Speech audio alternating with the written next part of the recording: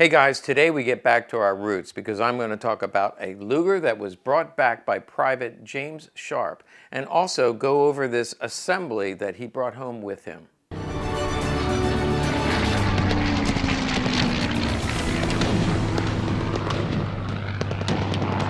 Okay, bear with me. You're going to be basically looking over my shoulder, but I'm going to, this is just a time capsule of World War II, and we're going to go through it together and learn some stuff.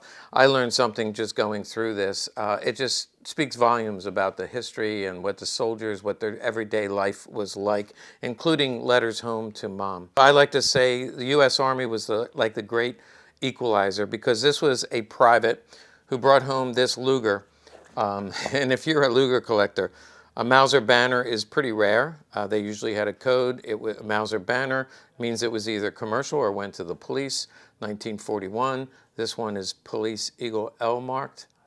And so that means it did go to the police. It's kind of a rare Luger, worth between 35 and 45. This does not have a matching mag, but if it did, it would be close to $4,500 for this Luger.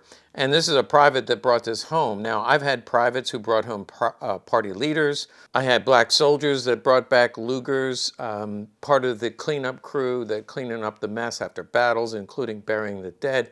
And their stories bringing back beautiful guns. And yet I have officers, one that comes to mind, I did a video about a lieutenant in the Navy. He was a Navy SEAL. Back then they were frogmen, but it was Navy SEAL. And he brought this crummy broom handle made in China. A piece of junk, but it meant a lot to him. So all that means is the officers didn't necessarily bring back the best guns, but everybody was grabbing souvenirs and brought back really nice guns. Now, there are obviously some exceptions. We do know engraved guns that were given out to generals and things. But for the most part, everybody had an equal opportunity to bring home valuable souvenirs. James brought back this Luger and also this camera. This was among the most popular Lugers and cameras. Also, he bothered to keep the capture paper, which makes sense when you see all the things that he kept. But there's the German Luger, 1760 is the serial number of the gun. And then also there's a serial number on the camera. The other thing about James Sharpe is he loved putting his name on things. If we look at the camera, we can see right here, James Sharpe and his ID, his GI ID. Also right here, James Sharpe, the address, and I think he mailed it home and there's somebody else's name, but he did like to put his name on things. This is the camera. Germans were famous for their cameras, by the way. They high technology in terms of optics and cameras, and so that's one of the reasons people like to bring these home. This opens up, and this will slide out. I think I pressed these two. There it goes. That opens up like that, and you take your pictures and then close it back down again. But this was a state-of-the-art camera that James brought back. I've already mentioned the Luger. I mentioned his police. That's a police sear safety. The condition is really nice. Look at the front strap and the back strap. Action is very good on these. You'll see that even after all these years, they're very strong. They work well. And German steel, they hold together really well. People ask me all the time, can I shoot it? Yes, these are very well made, very durable, but it's also a collector's piece. So I don't mind putting a magazine or two through these, maybe once a year. But somebody who takes it to the range and puts 1,000 rounds through it, I think that's foolish. If you break a part, they're all numbered parts, almost all numbered parts, and you're just hurting the value of the gun by doing that. Now, this came in this holster, which is a P38 holster, but it fits perfectly. Oh, by the way, James Sharpe, put his name there, and you can see the fit. So he brought these home together, put his name on it, but you see on the back, it is a P38 from 1944.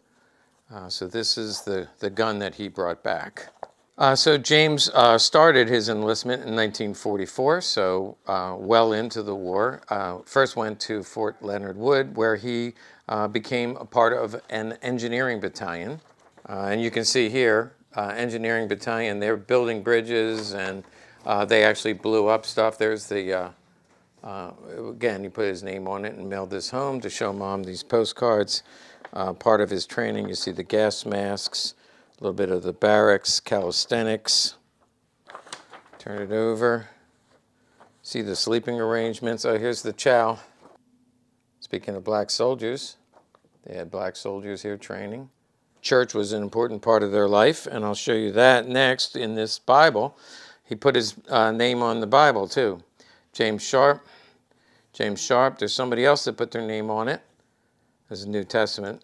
But these were given out to all the soldiers and signed by Franklin Delano Roosevelt. We'll talk to him we'll talk about him in a little bit. But this was given out from the President of the United States to the soldiers. I remember this growing up, actually. I liked the pictures. I looked at them whenever the sermon was going, and I didn't feel like paying attention. I would just look at all the pictures. And unfortunately, there's not a whole lot of pictures, but that was his New Testament that he was given when he went off to war. At the end of the training, I think they put together these booklets. This one's fallen apart, but combat engineers, and a little bit about his unit with lots of pictures and his training. Oh, there's some bathing beauties. Look at that. See, on our channel, you could say Tom even has bathing beauties. There's a chow line, boxing, calisthenics, a little bit of what we saw before. There's a picture of James Sharpe right here. And this actually the end of the story, 1945. He's coming from Czechoslovakia back to France and then transport home. Best I can tell is that's James Sharpe. He's got his helmet a little bit cockeyed, but I'm pretty sure that's him there. But again, that's a transport. Interestingly, I believe those would have been the same trains that took prisoners and Jews to camps. So they were now using them to go back home. Here's a little bit of the history of his particular battalion. You can see up here, they left from Virginia, went into Algiers, Tunisia. So across Africa, we'll jump back down here. So he came in, this is where he landed. Well, he didn't land, this is where his unit landed. He, of course, joined later. This is 1942. And they went all the way across Africa. And then, as those of you who watched the movie Patton know that, then they went on to Sicily. And again, combat battalion, they're blowing things up and building things and structures in order to defeat the enemy. And then also any obstacles that were in their way, they would just come in and blow them up. So Sicily.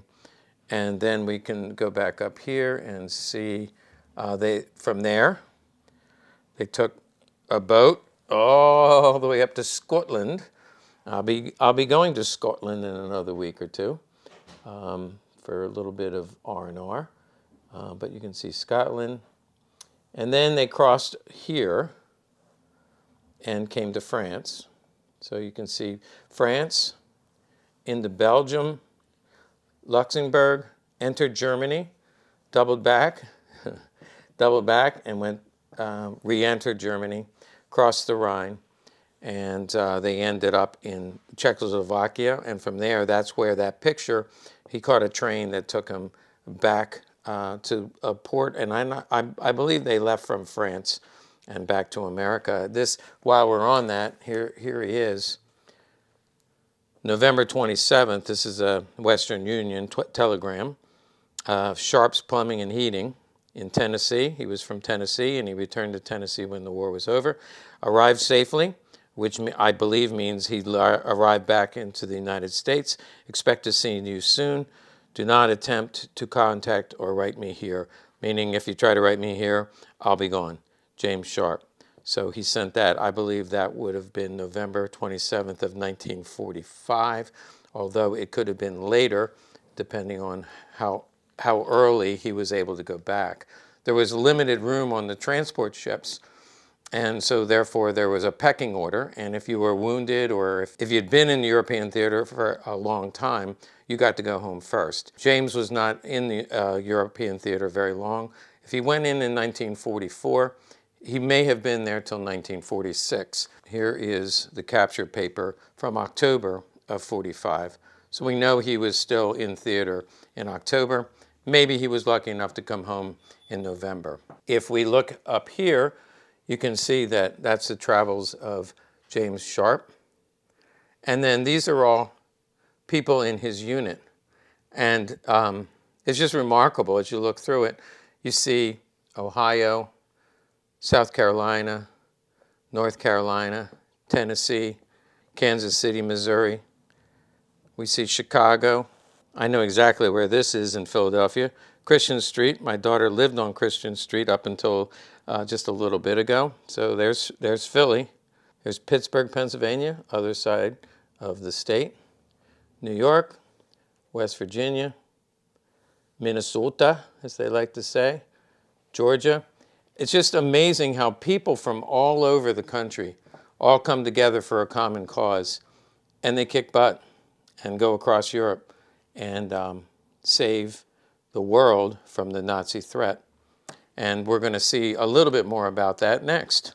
This was a manual from his unit, and I wanted to point out, of course he put his name on it. That is post-war. But I learned something about the mail. Remember I said you're going to learn something. This was from the War Department. And I remember my dad talking about this, but I wasn't sure what he was talking about. Look how small and light this is. And so when I look at what did he send home, it's very hard to read. And because he couldn't write this small. And I'm like, this is microfilm. But I didn't think they had microfilm back then. Of course, if you watch old spy movies, you find out that they did. And so actually the V-mail, the way they sent it is they needed space. They had limited space and lots of letters going home every day. But they also had equipment. They had wounded soldiers. And so in order to save space, they sent this off to a processing unit where you could write a one-page letter. They would take a photograph on it, transfer it into a microfilm one-page document, and that's how he wrote home to Mom and Dad. You can see here, Mr. and Mrs. Sharpe in Dayton, Tennessee. Same thing, microfilm, kept the letters. So there's 4 of these, all on microfilm. So that was news to me. You guys can comment if you knew that before, or if you learned something. And not too many people kept these. I could barely read it. It's difficult to read. But there was a letter, this is written, I believe, to him. And this is just about how things are going on the farm. They talk about their crops, just personal stuff. But then I'm trying to get a sense of what life was like during the war, and read this one paragraph that I found interesting. Everything is pretty benign until you get to, I just wonder if Roosevelt will be reelected. I think this war will not end until he is defeated. So obviously she was a Republican. Roosevelt was extremely popular, elected to 4 terms, and of course died in office in 45. This is actually written in September of 44. I believe he died in April of 45. So 6 months after saying, I hope he gets defeated, the man passed away. And then, of course, Truman took over. I suppose he will be reelected. So she says, I hope he's get defeated, but I suppose he'll be reelected. It will be a king in his reign, in quotes. I am English, so she's from England. I am English, but do not believe in kings for the United States. So she freely gives her opinion about the President of the United States, which was not very flattering, during a time of war, and wrote this off to a friend. And anyway, this just is one of the letters that's included. So you think that's a little controversial. Wait till you read this. This is to James Sharpe from Omar Bradley, who is the commanding general of the U.S. Army. And he has a list of rules and regulations. It's necessary that you conduct yourself in a certain way. And these are special orders for German-American relations. We have a lot of Germans who watch our channel, and I hear from you from time to time, and I meet some of you. What a great group of people. The kind of people you just want to go over and have a beer with. But listen to this. Always remember that even though they're conquered, they're still dangerous and an enemy nation. Never trust Germans, collectively or individually. So another goal is we need to defeat the German efforts to poison our thoughts and influence my attitude. They did not want us to pick up the Nazi ideology, or the soldiers to pick that up. To avoid acts of violence, except when required by military necessity. Conduct myself at all times as to command the respect of the German people for myself, for the United States, and for the Allied cause. Never associate with the Germans. Be fair but firm with the Germans. That information is reinforced by this letter, and again, it's written to James Sharpe, and then this is signed by his commanding officer. No fraternization. Now, I'm saying this wrong because I can't, no matter how hard I try. Fraternization. No fraternizing with the Germans means no contact. You're not allowed to visit the Germans in their homes or drinking with the Germans. Now, that's something that's very disappointing. No shaking hands with them or talking or arguing with them. No accompanying the Germans on the streets, in the towns, in the hotels, in the theaters, or anywhere else you're not allowed to associate with the Germans. Do not give them gifts, and do not play games with them. I find that interesting because my father-in-law went to Germany in the 50s. He went over and he said we used to play baseball with the Germans regularly. He just enjoyed his time there, getting to know the German people, and did a lot of shopping and sent a lot of souvenirs back home from Germany. So this assembly, also seen right here, this is Auto Magazine, NAPCA's, it's called Auto Magazine from 2017. But this is not the first bite of the apple. This is the third bite of the apple, because when Legacy first started, that's an old picture using a blue background, we had this whole assembly and we sold it at that time. It was purchased by Tom Denning, and he tells a little bit about the story here. He then sold it back to us. We then sold it a second time, and that person sold it back to us. Both of those times we did not have the YouTube channel, so I never did a video on this. And I remember thinking, I'd love to get this assembly back to do a video, and lo and behold, we got it back for a third time. We don't know who's going to end up with it this time, but this is about to sell for the third time. And it says James Sharpe, and it was Private James Sharpe. Died at 92 years of age in 2014. And he just goes on to say the stories and all of this information, all this history that we've kept together, this needs to be preserved, and we need more like it. So please make sure you forward this information, or if you know somebody that has an interesting grouping that we could put on video, let us know, because we need to never forget the sacrifices that were made for our freedom.